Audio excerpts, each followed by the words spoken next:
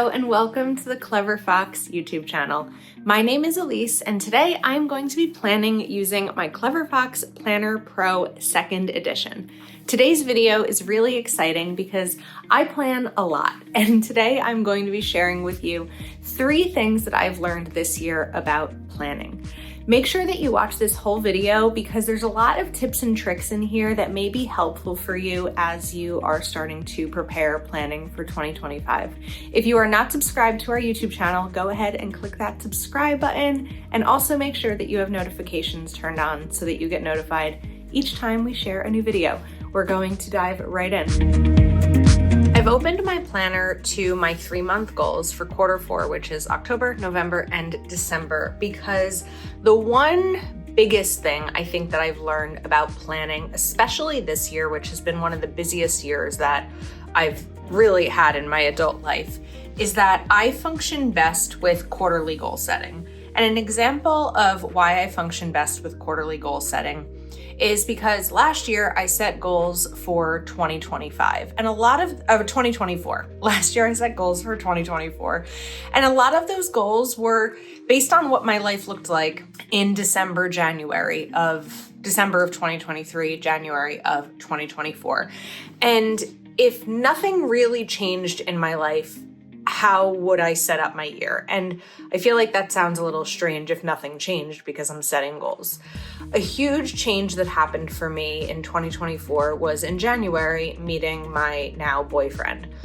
And a relationship isn't my entire world, but it does have a really big impact on a lot of areas in my life because it had an impact on my social life, it had an impact on the relationship category in my life. It had an impact on finances because I was spending money in a different way. It had an impact on my health and wellness because even though I feel very healthy, anyone who's in a new relationship knows that you tend to put on a little bit of weight sometimes with like going out to eat more and more like food and drink based activities.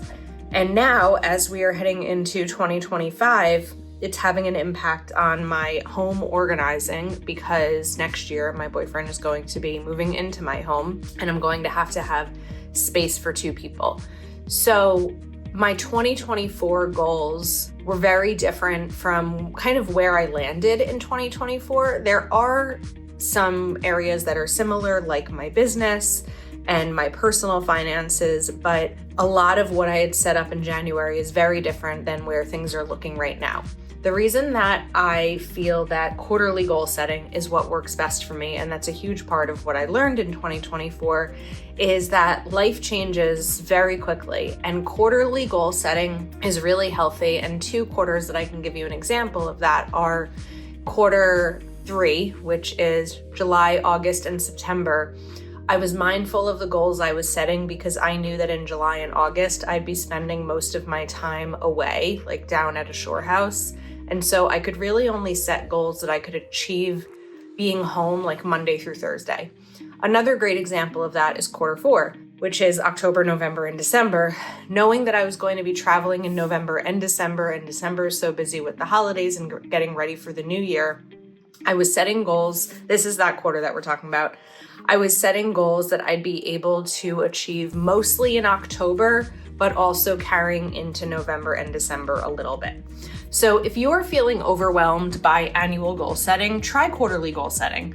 Sometimes people ask about monthly goal setting, and while I'm not opposed to monthly goal setting and I do set my own goals each month, I think that if you're just starting out, monthly can be really challenging because things come up. In September, I got sick and I was sick for a few weeks. And if I had set goals in September, they would have mostly failed because a month is so short, whereas a quarter, you really have 3 full months to map out and achieve those goals that you're setting. So my biggest lesson this year is that quarterly goal setting is a system that works really, really well for me. As we are going to be planning the week, I'm actually going to put a ribbon bookmark right here at my 3-month goals because the next lesson that I've learned is how I actually plan my week. And a lot of how I plan my week is by using my goals as an overarching, kind of like a North Star of what I need to include in my actual week. So this is going to be the week of December 16th through 22nd. And then we'll put the dates here. Okay. Now, as I'm going to start to set up this side of the page, really what I'm going to do is look over here at my mind map and my 3-month goals and see how I can take elements from these pages and put them directly into my planner. So we are going to set an exercise routine and grocery shopping. So I'm going to actually set my main goal for the week at my health because I haven't been that great about it in December. So stay on track with health goals, or really get back on track. And the reward, if achieved, is more comfortable on vacation, which I am going on vacation at the end of the month. Then in habits and skills, we can put healthy eating, exercise, 100 ounces of water, and phone down at 9:30. It may be a little bit interesting of a health goal, but I need to get enough sleep, and part of that means putting my phone down at a certain time. Another priority that I'm going to set for the week is grocery shopping and meal prep. Okay, so now we have, well, aside from the life balance to-do list, now we have a bit of my health goal in my planner. In my life balance to-do list, I am going to set a goal of 4 workouts for the week. While I'm over here, we're going to do holiday party. I'm hosting a holiday party on Saturday. This is going to be a very busy weekend. Romance and relationships, we are going to finalize the vacation details. That's right, trip details. Fun and recreation is going to just be a fun-filled weekend. Personal development is going to be download books for my trip, and spiritual is going to be and meditation. Okay, now let's jump back to my goals. So we have weight loss, we have 2024 big savings goals, and mapping out 2025. I have actually already finished these 2 goals. So the next ones are mapping out 2025 and scheduling a review meeting with my accountant. So I'm going to put those more as a to-do list instead of priorities, but we're going to email accountant to schedule a meeting, and then we're going to start mapping 25 savings. One priority I am going to set is create January budget. Because I'll be away the following week, I want to make sure that when I get home on December 31st, the following week's paycheck is going to be ready to go and all set. Then another financial note for this week, it'll be the following week, so we're okay. All right, so my goal number 3 is to finish 2024 strong, reach that revenue goal, to grow my business so I can quit my job, and the reward is I'll be closer to my multi-year plan. So for the week, I'm not going to be able to get to learn software until January, so I'm going to work on my rates, and then I'm gonna put this over here, outreach list. Once my rates change, it'll be important to reach out to those I work with to let them know that those rates are changing. We're going to put another habit here of mindful spending. We'll just do this on 2 lines. Okay, next up, we have the plan the move-in and stay present. This is for a relationship. Prepare for the future while enjoying where we are. The goals are plan December trip, figure out holidays, narrow down move-in date, and weekly date nights. So I'm going to do those, narrow down the move-in date. This really isn't going to be something that we can do until we get back from being away. That'll really be a January project. And weekly date nights are something that's already happening, so I don't think I need to take that goal and put it into this week. And then the home declutter, my corner kitchen drawer, that actually was done. That is finished. Then we have my office, my closet, second floor closet, and linen closet. Okay, so because I said we are hosting a holiday party on Saturday, one of the big goals is going to be getting my house really cleaned. Now, some of these like my office and my den closet are going to be more over in a personal list than a priority list. The priorities are going to be the areas where people will be in the home. So clean office, organize, den, closet. And over here, we're going to do, let's write linen closet. Actually, we're going to do coat closet because people are gonna need to put their coats in a closet that is very messy right now. And then the rest of the personal to-do list is just going to be clean floors, hang decorations, and finalize menu. Okay, I think that we're in a good spot about how I'm going to get my goals into my planner. I am excited about a lot this week. I am excited about Friday's event. I'm excited about our party, and I'm excited about Kim's dinner. All right, now we're gonna go in and put some of these plans in here. So I'm going to write family event 6 p.m. Then Saturday, we have lunch with friends, and we also have our holiday party. So I'm gonna just write that our holiday party. And then Sunday, we have actually my boyfriend's sister birthday dinner, and that is at 6 p.m. Okay, this area over here, we're going to call my party to-do list. And this is where I'm going to be able to map all of that out. So number 2, about using my goals as an overarching list when planning, kind of that like North Star of we're going to take the steps from the goals and then we're going to put them in our planner. And I like to do that before I put other things in my planner, because I want to make sure that I'm actually including my goals in here. So that is the number 2 lesson that I've learned. The number 3 lesson that I learned is actually a more recent lesson, and it kind of came to me one day when I was thinking about my time. And when I talk about budgeting, I like to think about budgeting in a way to leave some room in your budget for other things that come up. Oftentimes when I am planning out my schedule and my time, I'm not leaving room for other things that come up. I'm also not leaving much room for rest.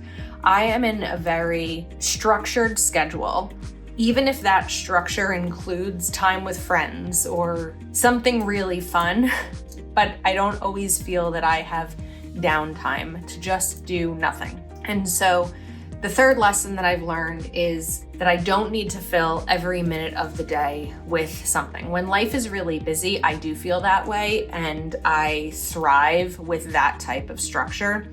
But especially in this season when things are really busy, I almost have to be more intentional about slowing down a little bit. That's actually also why I'm not using like other color markers or stickers or anything here. We are going basics with the planning. So there are going to be certain things that I have during this week that of course are going to be priorities. So Monday is going to be payday, so I'll need to update my budget and pay bills. Tuesday is trash night, so priority is take out the trash. Thursday night, I have to take out the recycling. And Friday night, if I have it, I'll be taking out the trash again. So now I have those like basic things in here, but the next goal is going to be pulling information from this side and putting it into my list. So the first thing that we really need to do is the priorities. Then we can move to the personal to-do list.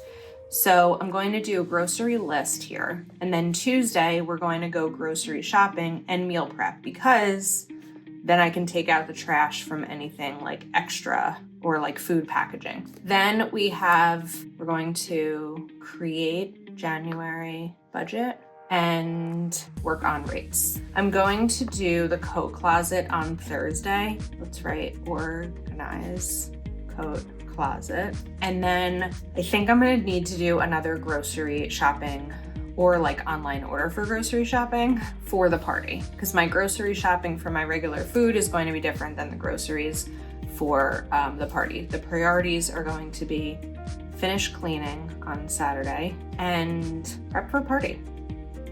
Okay, now that we've gone through my priorities, then we can go into the list. So we're going to email accountant here. At some point, we're going to need to hang decorations. That can happen on Saturday. And then I think that the goal on Thursday is going to be finalize the menu so that I can go grocery shopping. And then the den closet, clean the floors is also going to happen. It may actually happen on Friday, but it would also be okay if that happened on Saturday. And then we're going to do den closet. Okay, now my whole plan with this and showing you that I don't need to fill every time slot. Of course, this planner itself doesn't have time slots, but what I mean when I say filling every time slot is filling up my entire planner. This is a really great way to set up my week. I have priorities, I have some habits, I have a life balance to-do list I am excited about. I know what I'm doing with this space down here. We have a goal. I have all of my priorities listed and my plans in here as well, so that when Monday comes and I open my planner and I see other things that are thrown at me, I have left room here to be able to see what I actually have the ability to do, but also list these out. Over planning tends to lead to, I hate the word failure, but it definitely doesn't help me. And so I'm really trying to be more intentional about setting the goals, setting the priorities, the absolute must-dos, and then leaving room for anything else that comes up. So to recap these 3 lessons that I've learned in planning my life this year is that I am best when I am setting goals quarterly because of how life changes is number 1. Number 2 is using my goals as an overarching list or a North Star when I'm planning. And number 3 is that I don't need to fill every slot. It's okay to have some blank spaces in your planner and leave room for either what comes up or rest or just being present and enjoying life, especially in a busy and fun season such as this. So I think that is all. You can pick up this planner over at cleverfoxplanner.com. If you look at the button down below and it is a gray subscribe button, it means you're already subscribed. Thank you for being here. If it is red, it means you are not subscribed. So go ahead and click that subscribe button and turn on the notification bell so that you get notified when we share new videos. Also, make sure to give this video a big old thumbs up. Thank you so much for spending time with us today. We hope you found this helpful, and we will see you next time.